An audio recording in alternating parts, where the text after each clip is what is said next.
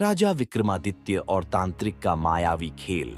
राजा विक्रमादित्य के पराक्रम से अनजान एक तांत्रिक ने अपने काले जादू का प्रयोग किया और नरभक्षियों की भयावह सेना को बुला लिया। उसकी आंखों में क्रूरता झलक रही थी।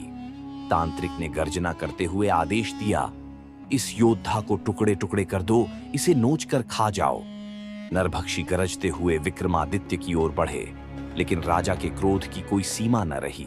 अकेला योद्धा अडिग और निर्भीक उस राक्षसी सेना पर टूट पड़ा। उसकी तलवार वज्र की भांति चमकी और कुछ ही क्षणों में नरभक्षी एक एक कर धराशायी हो गए।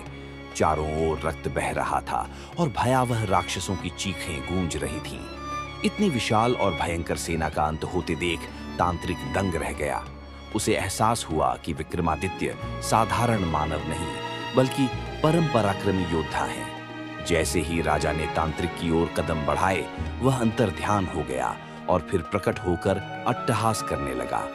उसकी मायावी शक्तियां उसे छिपाने में सक्षम थीं, लेकिन विक्रमादित्य ने उसकी चालाकी भांप ली। राजा ने बिना विलंब किए बेताल का आह्वान किया। पलक झपकते ही बेताल प्रकट हुआ और पूरी घटना जानने के बाद बोला, हे राजन, चिंता न करें, इस दुष्ट तांत्रिक को अब मैं देखता हूं। बेताल ने अपनी अपार शक्तियों से तांत्रिक को जकड़ लिया। तांत्रिक के सभी काले जादू निष्फल हो गए। भयभीत तांत्रिक विक्रमादित्य के चरणों में गिर पड़ा और क्षमा मांगने लगा। राजा ने उसे पाताल लोक में जाने का आदेश दिया। तांत्रिक ने सिर झुकाया और पाताल लोक में विलीन हो गया। विक्रमादित्य ने उस स्त्री को सुरक्षित किया और सकुशल अपने राज्य लौट आए।